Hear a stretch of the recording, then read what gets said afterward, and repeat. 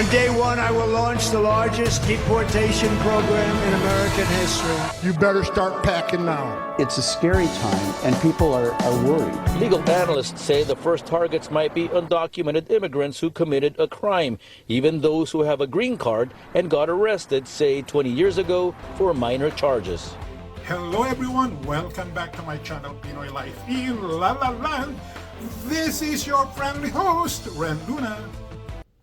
Alright, the most trending topic today, or even in the past 2 weeks, is about the 2024 US presidential election, its result, or the result of the 2024 presidential election, and obviously the trending topic is the historic and epic comeback of the 45th US president, which is Donald Trump, and the incoming 47th president, which is he himself.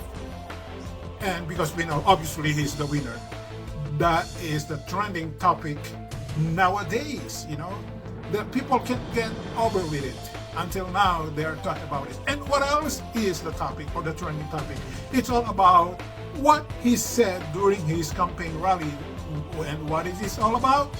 He said about that mass deportation of all illegal immigrants.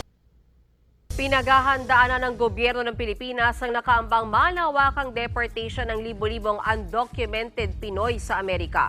Yan ay oras na maupo na sa Amerika si US President-elect Donald Trump. And what is that other trending or viral topics that is being discussed or talked about in the whole wide world? Even on social media, on print media, on TV, on newspaper, everywhere. And that topic is not just being talked about here in La La Land. It's not being talked about here or throughout Jamaica. It is discussed or talked about in the whole wide world, throughout the world, because of the topic is so controversial. It was brought up by Donald Trump, the incoming 47th US president. And what is it all about? It is all about the mass deportation of all illegal immigrants here in the land of Uncle Sam. And why is it being discussed or talked about throughout the world?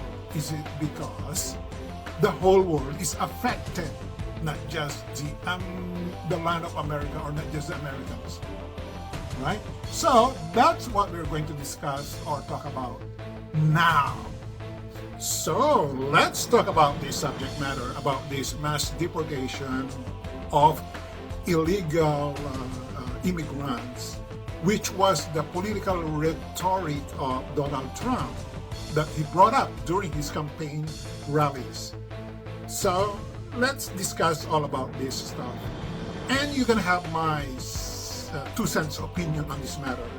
Pinaghahandaan na ng gobyerno ng Pilipinas ang nakaambang malawakang deportation ng libo-libong undocumented Pinoy sa Amerika. Yan ay oras na maupo na sa Amerika si US President-elect Donald Trump. 370,000. Ganyan karami ang mga Pilipinong undocumented sa Amerika. Isa na riyan si Eric na higit 2 dekada na raw nakatira at nagtatrabaho sa California. Dito naman po sa Amerika, basta masipag ka lang, merong kabuhayan para sa iyo. Mag-park ka ng mga sasakyan, magtinda ka ng kung ano-ano, mag-serve ka sa mga restaurant na maaaring tumatanggap ng mga undocumented workers na kamukha namin. Ang mga katulad ni Eric ang target ngayong matulungan ng Department of Migrant Workers. Pero si Eric ayaw pa ring umuwi dahil sa mas mahirap daw ang buhay rito sa bansa. Lalo ho kaming magtatago sa mga nangyayari dahil alam naman namin wala kaming uuwian sa Pilipinas. Tingin ng Department of Foreign Affairs, malabong umuwi ang 90% ng mga undocumented Pinoy dahil sa mas malaking kinikita nila sa Amerika. Well, the Filipino immigration community, or the Pinoy immigration community, should not worry about yung tinatawag na fear mongering. We should not panic. They should not panic actually. Hindi naman ganon na magpo-focus ang government or ang federal government para hanapin or mag door-to-door check unless you guys have an issue, unless they have an issue, criminal issue, you know.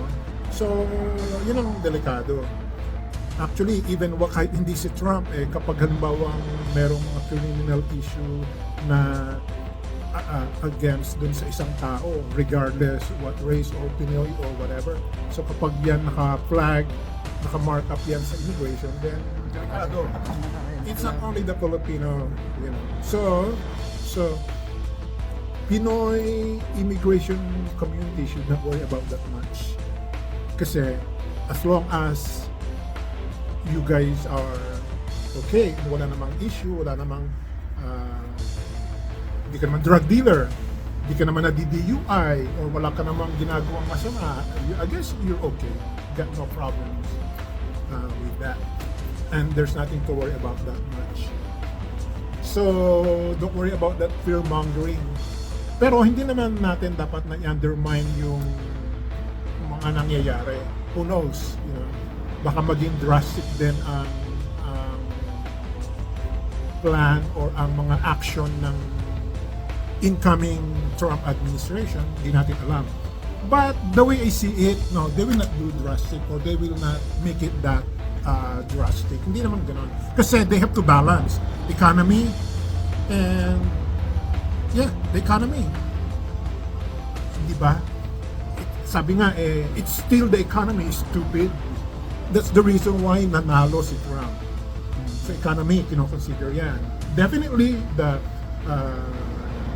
national security ng US, ng America, and other issues, you know. So, just be ready. Ganun lang. Noong 2017 hanggang 2020 sa ilalim ng administrasyon ni dating US President Donald Trump, higit 3,000 Pilipino ang na-deport. At ngayong nagbabalik White House si Trump, plano muling ipatupad ang mass deportation sa illegal immigrants sa Amerika. Pinagkalo sa balutan ng mga TNT o undocumented na Pilipinong nasa Amerika. Siguradong sila raw ang tatamaan ng mas mahigpit na immigration policy ni Donald Trump. Mahigit 2 buwan pa bago formal na bumalik sa White House si President-elect Donald Trump sa Enero. Pero usap-usapan na ang magiging mukha ng kanyang gabinete. Bukod sa gabinete, isa sa mga pangako ni Trump noong eleksyon ang mas mahigpit na immigration policy. Kaya isa sa pinangangambahan ng mga eksperto ang posibleng malawakang deportation ng illegal migrants kapag naupo na ulit si Trump. Ang Philippine Embassy sa Washington, binalaan ang mga undocumented na Pinoy roon na umuwi na lang muna kaysa mapadeport. Sa datos ng Philippine Embassy sa US, tinatayang aabot sa 300,000 ang mga undocumented na Pinoy sa Amerika. Ayon sa pinakamalaking PhilAm organization sa Amerika na Global Transparency and Transformation Advocates Network, tatamaan din ang ekonomiya ng Amerika kung matutuloy ang plano ni Trump. Lalo't karamihan sa mga illegal migrants, pinapakinabangan din ng US dahil sa mababang pasahod. Pag umalis ang mga yan, what will happen? Then people will then either do it themselves or they will have to look for people with document to do it, but they would charge more. That illegal immigration has really a big impact on national security and on economy ng United States. Kaya it is really a big issue sa American electorate o sa mga tao dito sa Americans dito sa US, yung illegal immigration. Actually, hindi lang naman actually, United States has the most liberal or generous policy when it comes to immigration. When it comes to legal immigration, US has the most liberal. We are the most liberal when it comes to immigration policy. Meron ba ibang bansa, ibang other countries na merong ganyan? Hindi. Look at Canada, they're very strict. European countries, they're very strict. But dito sa US, we are very generous. But what happened? It is being abused. Yun ang ayaw ng mga Amerikano. That's what they don't like. The system is being abused. So the legal immigration system should be fixed. And the illegal immigration, it will not be fixed, but it will not be tolerated. So meaning to say, the government should not tolerate the illegal immigration. So what should they do? They should go to the legal way. That's how it should be. Very simple, right? Shortly after Donald Trump's win, Governor Maura Healey drew a line in the sand, and that brought a rally here to the State House. We want closed borders. We want America first.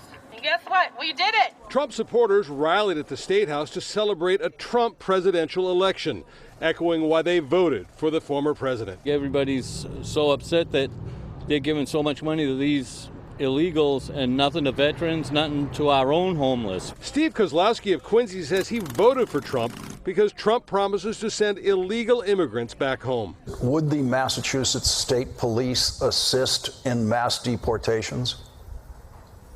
No, absolutely not. This week, Governor Maura Healey told a national audience Mass State Police would not be involved in mass deportations of illegal immigrants.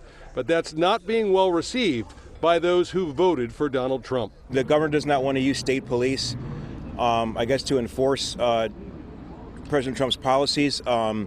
That just shows how brainwashed the liberals and Democrats are. This could be politicized. Todd McGee is a former Mass State trooper and expects deportations of illegal immigrants could end up being decided in state Supreme Courts. That's going to be up to the individual state as to how law enforcement will interact with those federal officials in those requests for detentions. These Trump supporters got plenty of honks as people drove by the rally, with these supporters celebrating a win after Election Day. These deep blue states made great gains in this election. They made huge gains in Republican support. So, I mean, they can't deny what's going on. It seems when it comes to deportations, all sides seem to agree no matter where you stand, if and when it happens, it will be an expensive and heavy lift. We start with this, though. President-elect Trump has said he will move swiftly to implement mass deportations after he takes office. Brooke here right now with reaction to this plan. Brooke. Yes, so President-elect Trump ran on a crackdown, a platform of a crackdown, an incoming crackdown on undocumented immigrants. That vow has left many immigrants frightened and confused. People are expressing their concerns on social media. Y'all didn't punish Kamala Harris by not voting for her. Y'all punish people like me. My immigrant mother just called me on the phone innocently asking me if she should start carrying her passport in case they start doing mass deportations to prove that she's a citizen. His newly appointed border czar, Tom Homan, said yesterday the Trump administration will prioritize deporting people who are living in the country illegally and pose a threat to public safety. He also says officials will increase workplace raids as a part of a crackdown on labor and sex trafficking. Immigration attorney Jose Osorio believes that Trump's immigration plans will cause mass confusion. One of the plans is job site raids. And if it gets to that point, people will be caught up in the system, and how will they know who's an immigrant and who's not? Osorio says with so much uncertainty, people need to get their documents in order, have proof of family ties and work authorization, or any document that shows permission to be in the country. Actually, yung mass deportation, this is not a new thing anymore. This happened, I've been here in the States for like over 30 years, like 33 years. So, nung mid-90s, not mid-90s, around 1996, 97, 98, there, during the Clinton era, nagkaroon din ng ganyan, And after that 9/11 event, that 2001, after that, nagkaroon ng deportation. Grabe din ang deportation nun because of the terrorism issue. Okay? So, it's not a new thing anymore sa mga presidente ng United States kapag umupo sila. See, how come Barack Obama deported a lot of, aliens, illegal aliens during his term? So, wala masyadong issue nung time na yon, unlike nung kay Bush, nagkaroon ng terrorism attack. So, ganun lang yun. Kaya nga, here it is. During the election campaign ni President Trump, what happened was, he is the type of president, he is the type of person na like, parang naghahagi siya ng mga karne, ng mga meat doon sa mga fan base niya. And then, tuwan-tuwa naman yung fan base niya pag sinabing, there will be mass deportation. O di tuwan-tuwa sila. So, it is a rhetoric of Trump. You know, his regular rhetoric ngayon eh. Kasi, siyempre, election, ano? So, sasabihin niya yung mga ganong mga rhetoric, ganong mga bagay, ganong mga issue para matuwa yung fan base niya. And fan base niya mga conservative Republicans, you know, independents, and even some Democrats who are anti-illegal immigration. That's one of the things kasi na ayaw ng mga Americans na nangyayari ngayon. That's one of the things that they don't like. Aside from the economy, we have a very weak economy. Yung gasoline price natin here, it's really very expensive. Bago umupo si Biden, during the Trump administration, the gas was just around $3 something, you know. But now, what? Hindi na bumaba ng $4. It's really very expensive. So, there's a lot of issue. And one of the big issues na talagang hindi talaga makakalimutan, or talagang the American electorate who voted for Trump, the illegal immigration issue is the one that really one of the issues na talagang gusto nilang mabigyan ng solution. Yeah, Colleen, here in LA County, there are more than 800,000 undocumented immigrants, which is about 9% of the population, according to a study out of USC. And about 1.1 million people living here live with someone who is undocumented. No hate, no fear. Immigrants are welcome here. People marched through downtown LA Monday morning to protest President-elect Donald Trump's mass deportation plan. We will stand with the immigrant community, and whatever policy they put forward, we will make sure that people in Los Angeles are not hurt and that families are not separated. LA Mayor Karen Bass said she's deeply concerned after seeing what happened during Trump's first term in office. We have never allowed policies like that to interfere, especially the fear that people had. I remember children being afraid to go to school. It's still unclear what exactly Trump's immigration policy will look like. He has named his former acting ICE director as his new border czar, who's known to be very tough on immigration.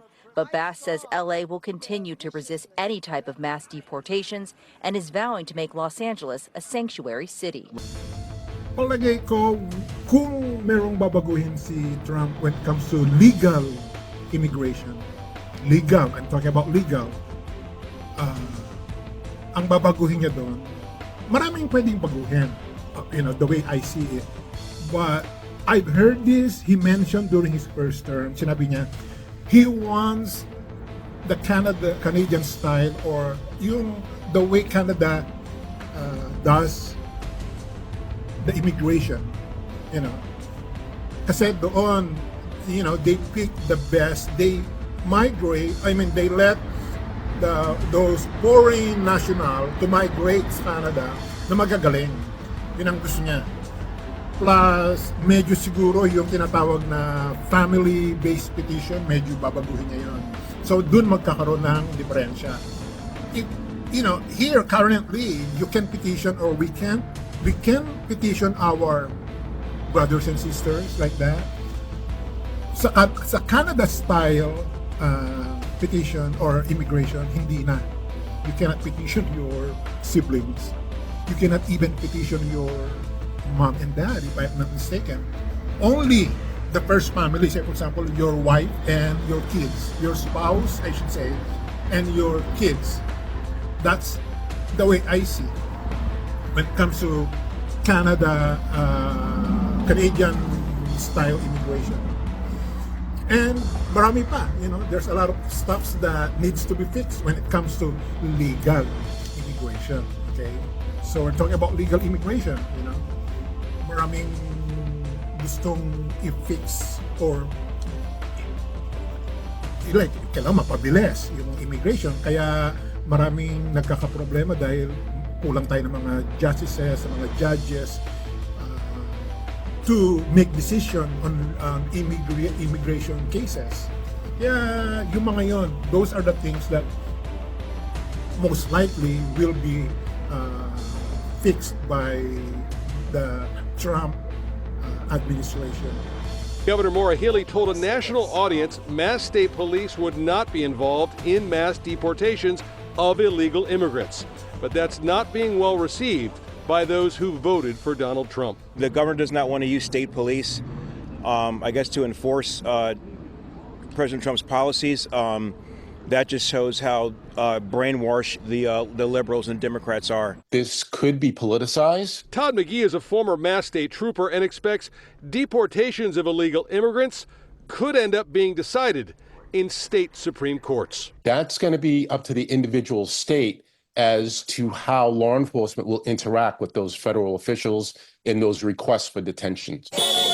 These Trump supporters got plenty of honks as people drove by the rally, with these supporters celebrating a win after Election Day. These deep blue states made great gains in this election. They made huge gains in Republican support. So, I mean, they can't deny what's going on. It seems when it comes to deportations, all sides seem to agree no matter where you stand, if and when it happens, it will be an expensive and heavy lift. Actually, isa sa mga gustong most likely i-fix ng administration ni Trump when it comes to legal immigration. I don't know kung matatawag mo na part ng legal immigration yung mga tao dito, once they gave birth here, at pag nanganak sila rito, automatic. Currently, the policy is like that. Once they gave birth here, automatic, their kid is a citizen, or not just an immigrant, but automatic citizenship. Okay? But that will be most likely will be cut off or will be stopped. Yung automatic. Kasi imagine okay, illegal immigrant, legal alien, they cross the border or what, they are here illegally and then nanganak. So, yun ang ayaw. Yun ang ayaw ng mga, ng mga maraming tao na, like, parang bang nagkakaroon ng automatic birthright citizenship. Di ba? Okay lang kung legal immigrant ka and then nanganak ka, definitely, pero kung you're here illegally and then you gave birth, I guess hindi na yata itutuloy yun, it will be cut off. A lot of countries are like that.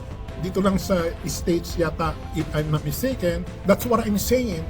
We have a liberal and generous immigration policy. Imagine, pupunta rito, di ba? Pupunta rito para lang manganak. And then, anak nila, Kaya ngayon, nagkakanda-kumahog na yung mga tao. Bakit? Magpupuntahan na sila rito. Bakit? Gusto na manganak. Hoy, andito ako. Just call me, baby. Tawagan lang nila ako kung gusto nila para magkaroon sila ng mga talaga.